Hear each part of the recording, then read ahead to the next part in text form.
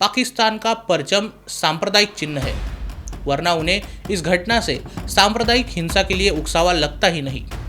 बांग्लादेश की हालत इस समय खाने को दाना नहीं, पिछवाड़ा मांगे जायफल, तनख्वाह 550, कंधे पे टांगे राइफल जैसी है। सीबीआई को रोकना, दुर्गा पूजाओं को रोकना, रामनवमी को रोकना, रथ यात्राओं को रोकना, दूसरी पार्टियों की चुनाव रैलियों को रोकना, केंद्रीय कानूनों को रोकना, ये चिन्ह है कि ममता बनर्जी का पश्चिम बंगाल बांग्लादेश बनने की तैयारी में है।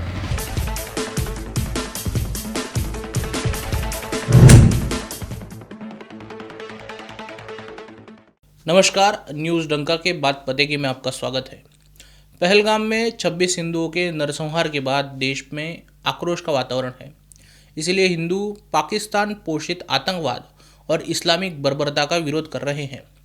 इसी क्रम में हिंदू संगठन जहां कहीं पाकिस्तानी निशान की बदसलूकी कर सकते हैं वहां कर रहे हैं, लेकिन भारत में रहकर पाकिस्तान के लिए जिनका सीना भर आता है उन्हें ये पसंद नहीं आ रहा। मुंबई, पुणे, कर्नाटक जहां इन लोगों की मेजॉरिटी है, ये पाकिस्तानी परस्त लोगों पर हमले कर रहे हैं, लेकिन ये समझ नहीं आ रहा कि पुलिस भी पाकिस्तान के झंडे का अपमान देखकर गुस्सा क्यों हो रही है। पश्चिम बंगाल के सनातनी एकता मंच के 2 कार्यकर्ताओं को अकईपुर रेलवे स्टेशन के शौचालय में पाकिस्तान का झंडा लगाकर अपमान करने के लिए गिरफ्तार किया गया। जब लोगों से आवाज़ें उठी तो ये कहा गया कि इन्होंने शौचालय में पाकिस्तान के झंडे लगाए थे और गिरफ्तारी के बाद इन्होंने कबूला है कि सांप्रदायिक हिंसा भड़काने के लिए इन्होंने ऐसा किया। इन लोगों ने कबूल किया है कि हिंदुस्तान मुर्दाबाद और पाकिस्तान जिंदाबाद ये नारे वो लिखने वाले थे। इन दोनों कार्यकर्ताओं का नाम चंदन मालाकर और प्रायोजित मंडल है। कितनी मूर्खता की बात होगी कि 2 लोग हिंदुस्तान मुर्दाबाद पाकिस्तान जिंदाबाद इस सांप्रदायिक हिंसा को भड़काने वाले नारे लिखने गए थे तो बिना लिखकर ही कैसे वापस लौट गए, जबकि इन्होंने पाकिस्तान का झंडा वहां जाकर बकायदा चिपकाया भी। ये साफ है कि सनातनी एकता मंच के कार्यकर्ताओं पर सांप्रदायिक हिंसा फैलाने के आरोप तथ्य रहित और झूठे हैं। जो गुनाह उन्होंने किया ही नहीं उसके लिए उन्हें गिरफ्तार किया गया है। लेकिन हमारा मानना है कि जो टीएमसी की सरकार इस समय पश्चिम बंगाल की सत्ता में बैठी है, उसके नेता और कार्यकर्ताओं के लिए पाकिस्तान का परचम सांप्रदायिक चिन्ह है, वरना उन्हें इस घटना से सांप्रदायिक हिंसा के लिए उकसावा लगता ही नहीं। बांग्लादेश का पूर्व सेना जनरल फजलुर रहमान, जो कि मोहम्मद यूनुस का काफ़ी करीबी है, 2 दिन पहले एक फेसबुक पोस्ट में लिखता है कि भारत पाकिस्तान पर हमला करते ही बांग्लादेश को 7 सिस्टर्स पर हमला कर उसे कब्जाना चाहिए।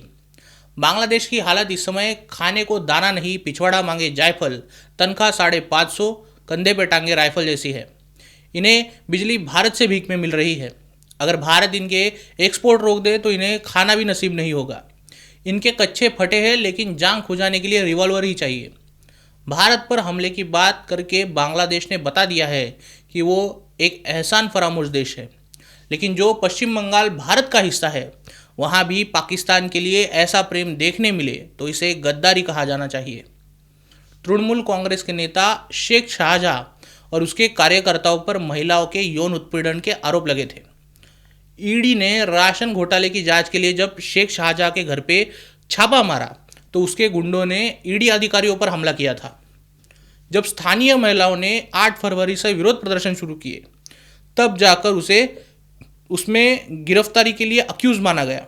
यानी मामला जब बाहर निकला तो उसके 55 दिन के बाद उसको गिरफ्तार किया गया। बांग्लादेश की तरह पश्चिम बंगाल में भी हिंदू आज डर के साए में जी रहा है।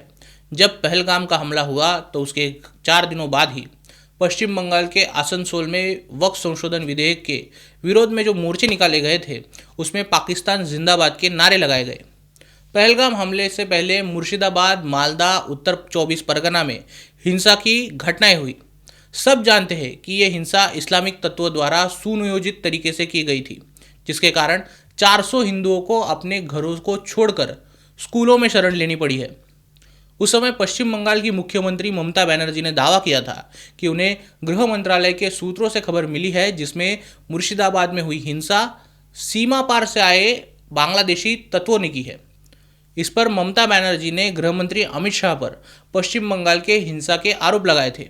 उनका दावा था कि अमित शाह सीमा पार से 4-5 हज़ार रुपये दिलवाकर लोगों को लाते हैं और हिंसक झड़प करवाते हैं। जबकि मुर्शिदाबाद का चैप्टर जैसे जैसे खुला ये साफ हो गया कि पश्चिम बंगाल में बसे इस्लामी तत्व इन हमलों में शामिल थे। इनमें 300 से अधिक को गिरफ्तार भी किया गया। साथ ही ममता बनर्जी ने केंद्रीय वक्फ संशोधन के कानून को नकारते हुए कहा कि ये कानून पश्चिम बंगाल में लागू नहीं होने दिया जाएगा, जो कि संवैधानिक रूप से गलत है। सीबीआई को रोकना, दुर्गा पूजाओं को रोकना, रामनवमी को रोकना, रथ यात्राओं को रोकना, दूसरी पार्टियों की चुनाव रैलियों को रोकना, केंद्रीय कानूनों को रोकना, किसी और राज्य के सीएम के हेलीकॉप्टर को उतरने के लिए भी जगह न देना, उसे भी रोकना, पाकिस्तान का अपमान करने वालों को जेल में डालना, इस्लामिक तत्वों को संरक्षण देने के लिए अपने ही देश के गृहमंत्री पर आरोप मढ़ना, ये चिन्ह है कि ममता बनर्जी का पश्चिम बंगाल बांग्लादेश बनने की तैयारी में है। बांग्लादेश में हिंदुओं को अपने गांव छोड़कर निर्वासित होना पड़ा है। इसी प्रकार मुर्शिदाबाद में हिंदुओं को अपने ही राज्य में निर्वासित होना पड़ा है। ये कुछ चिन्ह है जो दिखाते हैं कि ममता की सरकार पश्चिम बंगाल को हूबहू बांग्लादेश बना रही है और बांग्लादेश कितना एहसान फरामोश है, इसका उदाहरण हम आपको इसी वीडियो में दिखा चुके हैं। आपको इसके बारे में क्या लगता है, वीडियो के कमेंट सेक्शन में ज़रूर बताइए। अगर वीडियो अच्छी लगी हो तो इसे लाइक कीजिए और न्यूज़ डंका हिंदी को सब्सक्राइब कीजिए। मिलते हैं अगले वीडियो में किसी नए मुद्दे के साथ। तब तक नमस्कार।